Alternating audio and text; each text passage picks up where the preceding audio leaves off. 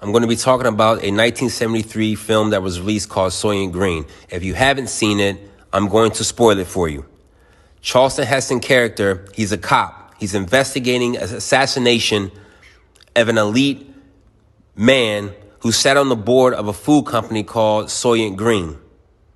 Through this investigation, he finds out what the true ingredient of Soylent Green, which everyone is eating. Now, to set the backdrop, this film is supposed to be in New York City, where it's overpopulation, food is scarce, jobs is scarce, and homes is scarce. People can't even afford necessity. Through this whole film, Charleston Heston steals like food and stuff that he has never had in his life. I'm talking about basic stuff like apples, brandy, a spoonful of jelly. A strawberry jam costs $175. So the inflation is at an all-time level where only the elites can afford air conditioning, hot water, regular farm food. But for the poor or for everybody else who's not of the elite, they have to settle for eating a food called Soylent Green, which they brag and say it's their miracle food of plankton, where they get it from the ocean. That's how it's made. With Governor Henry C. Santini is brought to you by Soylent Red and Soylent Yellow, high-energy vegetable concentrate, and new delicious Soylent Green, the miracle food of high-energy plankton gathered from the oceans of the world. Because of its enormous popularity, Soylent Green is in short supply. Remember, Tuesday is Soylent Green Day. To give you a perspective of the grocery shopping of the elites, this is all they can buy. This is all that's left in New York City.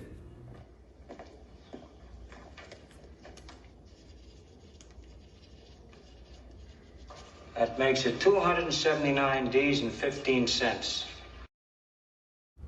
Yes, that little bit of food costs $279. That's how scarce food is. Think I forgot? I didn't forget. I asked for something special, and I got it. Come on over here.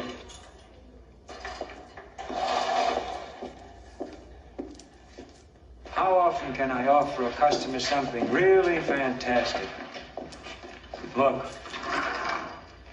Beef, Miss Cheryl. Beef like you've never seen before. So there is a meat shortage in New York City. Thank you. We're seeing more of the ripple effect tonight on the food industry. Meat supplies down, prices going up, and one of the country's best-known fast food chains now out of beef in some of its restaurants. We get details now from NBC's Gabe Gutierrez.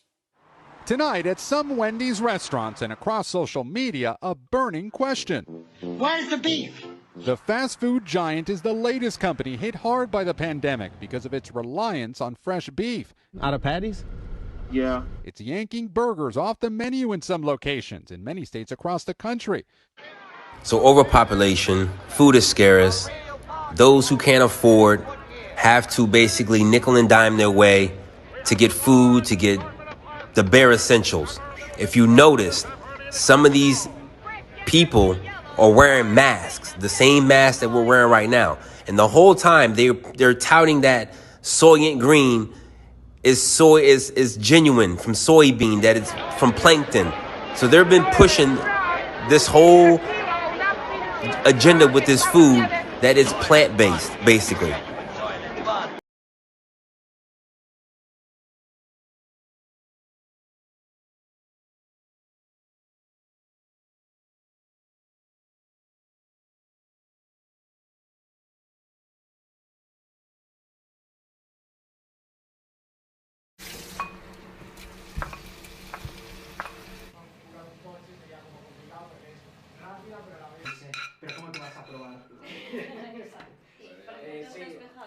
Guantes, ponemos uno para cada uno también. ¿No te gusta mirar cuando te pinchan?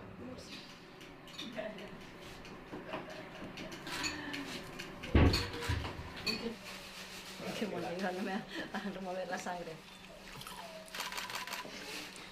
Espera, sí, yo también. A mí hasta que me diga.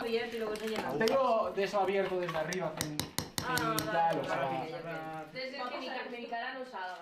O sea, en realidad ya aprendí a hacer morcilla, ¿no?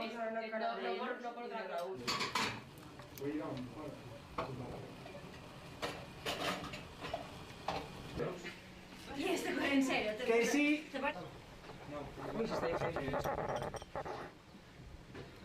Así como en plano se queda así. Al Adrián ha sido gordotas, que le van.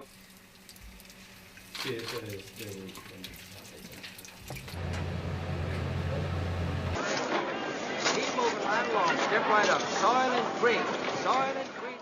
It looked like poker chips. But they turn it into everything. Everything is soy green for those who can't afford real food. They gave me a quarter of a kilo. I stood in line the whole lousy day, and they gave me a quarter of a kilo. Do you believe that? What? Let me out. Let me go. Are you going to put up with this? This is the police. I'm asking you to disperse. The supply of Soylent Green has been exhausted. Now, once you understand what Soylent Green is actually made of, there is no way that they could ever run out of Soylent Green.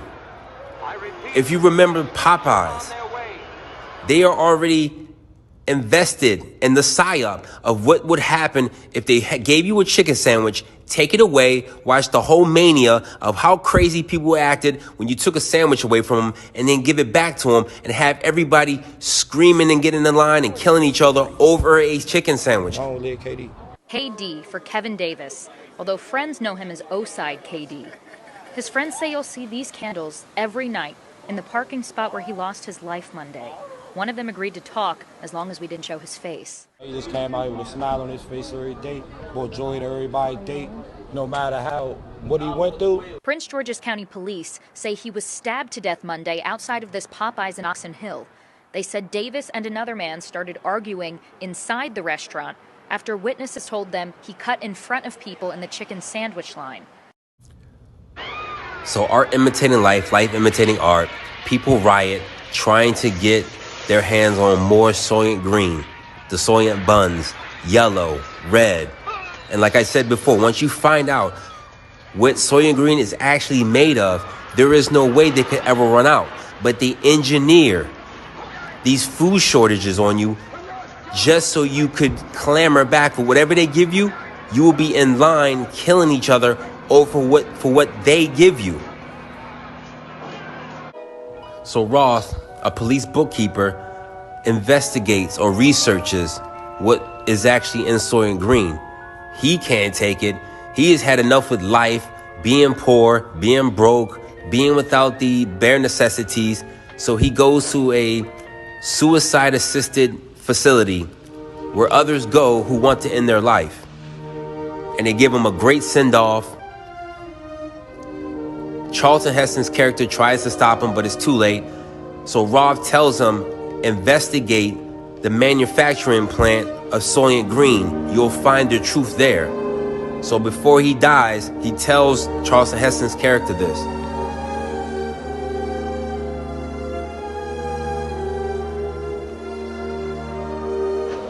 Charlton Heston follows Rob's body. They put the body in a garbage disposal unit. He follows the truck all the way to the facility. Now he reaches the facility and sees that they have other bodies and body bags. And he goes through the whole facility just to find out that the same places where they keep the bodies is the same exact place where they are producing Soylent Green.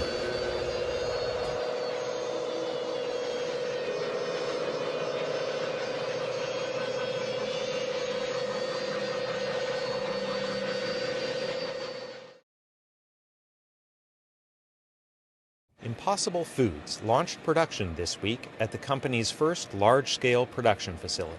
The manufacturing site in Oakland, California, is ramping up production of plant-based meat and has the capacity to produce at least 1 million pounds of Impossible Burger per month. In development since 2011, the Impossible Burger is the world's only burger that looks, handles, smells, cooks, and tastes like ground beef from cows, but is made entirely from plants.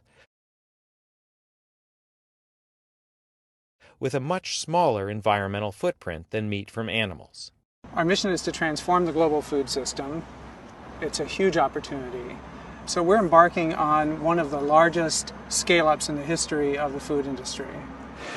We've been planning the scale-up for a long time, so this is really exciting. At capacity, we'll be able to produce more than 1 million pounds a month, which will serve at least 1,000 restaurants nationwide.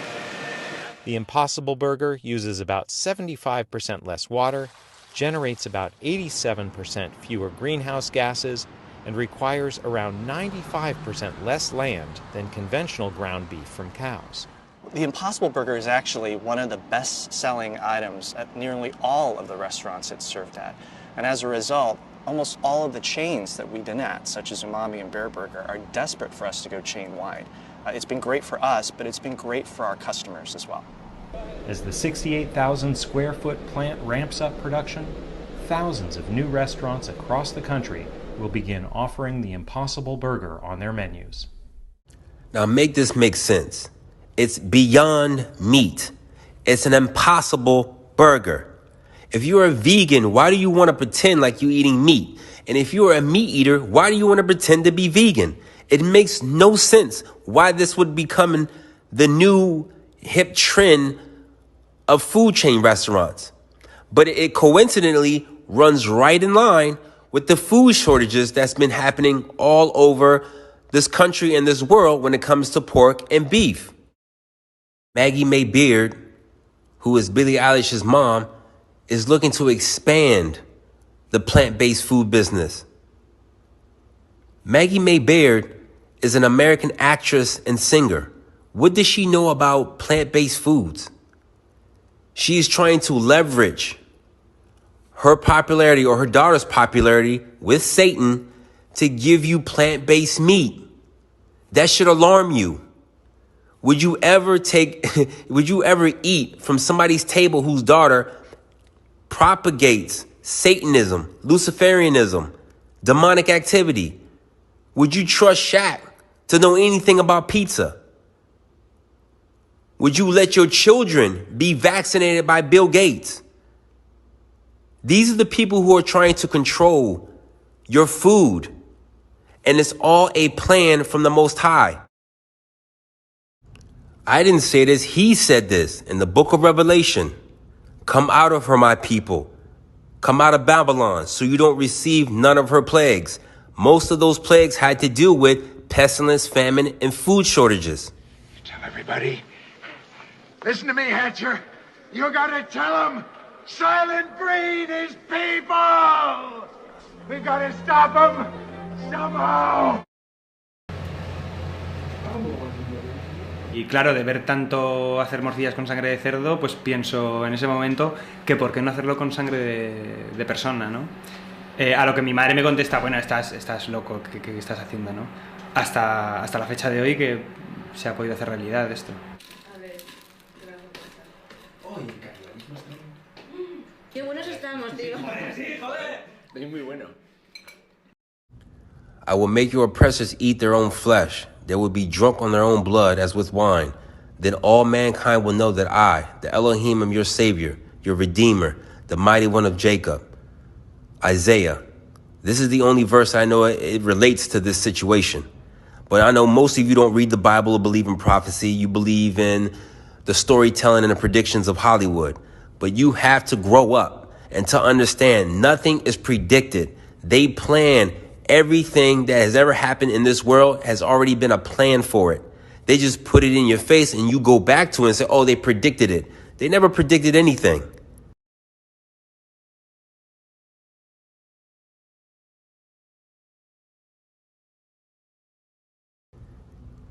In Satanism, they have to expose to you who they are. They have to tell you in their own way what they're going to do to you before they do it.